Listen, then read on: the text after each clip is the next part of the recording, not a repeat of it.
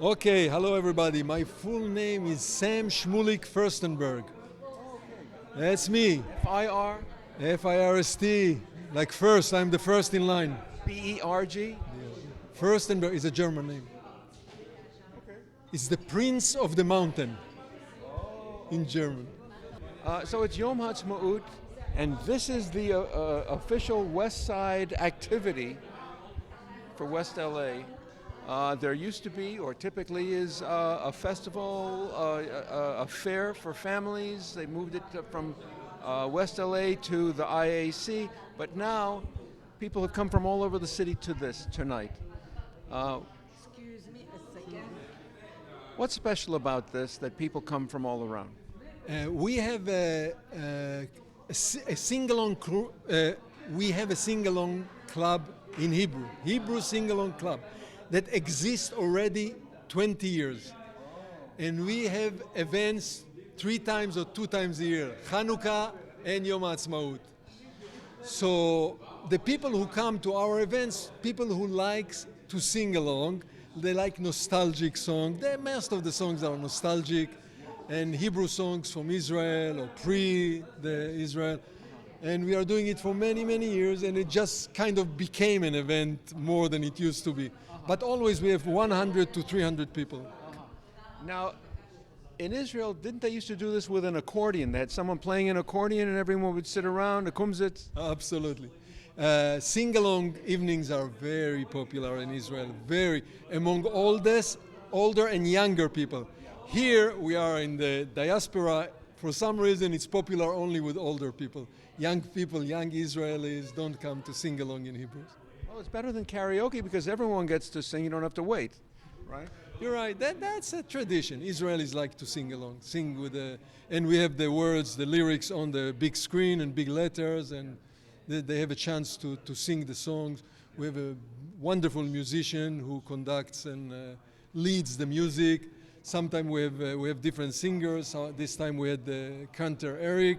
Sometimes other times we had Noah Cohen Brown, another singer. So. And today you also had as a singer, vocalist, Yehuda Pearl. Yehuda Pearl, and also a musician. He's a famous computer professor in UCLA, but he also a musician. And he used to have he conducted. He used to have a choir here, Hebrew choir, and he was the conductor. So he was a choir director and singer, and tonight he was a singer here. What with the war going on now, so we didn't have a big a public festival, right? It was indoors. You have Yom Ha'atzmaut is today, and yesterday was which holiday? It's called Yom HaZikaron, the day of commemoration, the Memorial Day. For the fallen, for all the soldiers, all the policemen, everybody who fell in action in the history of Israel, starting from 1860. From the year 1860, 1860, until today. And the numbers this year, it reached 25,000 fallen. Did Jews live in Palestine in the 1860s? Jews lived in Palestine. As I told the story here, Jews lived in Palestine, of course, in the biblical times. But even after the diaspora, after the destruction of the Second Temple, there were still here and there Jews in the land of Israel, sometimes more, sometimes less, mainly in Jerusalem and Sefat, in Tiberias, in Hebron, in the holy cities. And so the presence of Jews in the land of Israel, Palestine, Turkish, Ottoman, the numbers were going up and down, but they were always present. Did you ever think of doing this in English as a teaching experience for young people? We did in other temples. We did evenings, which in Hebrew and transliterated. So the Hebrew words are transliterated with the Latin letters. They know the song, they know the lyric, but they have to see the song.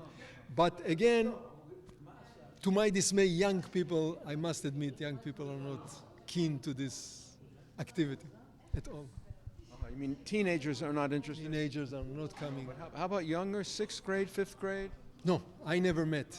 I never met in these events. No. Maybe teachers, maybe other school events, but I never met. What's your profession? I'm in the movies. I'm not from this. This is my hobby for the last 25 years. No, I'm in the movie business. That's why I'm here in Hollywood. I'm a filmmaker. I saw you on stage at a tribute to the Golan brothers Correct.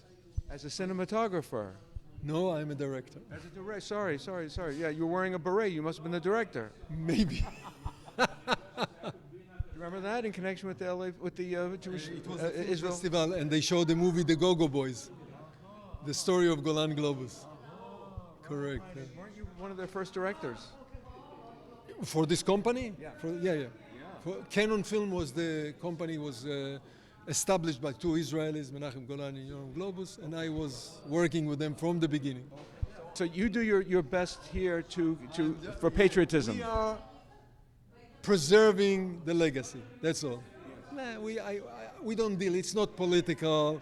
It's not about Hezbollah. It's not about anything.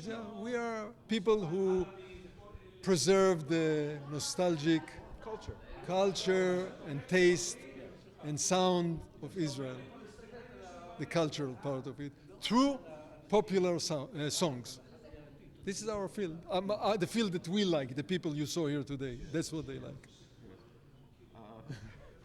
What's it like having Professor Pearl here? Is he an icon among Israeli Americans? I don't know.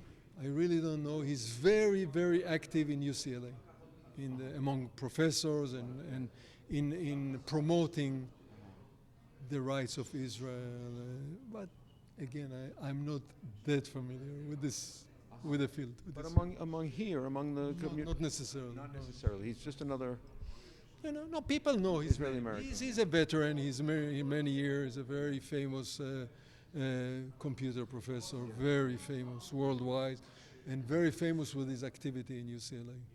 And the story of his son that was murdered. Yeah.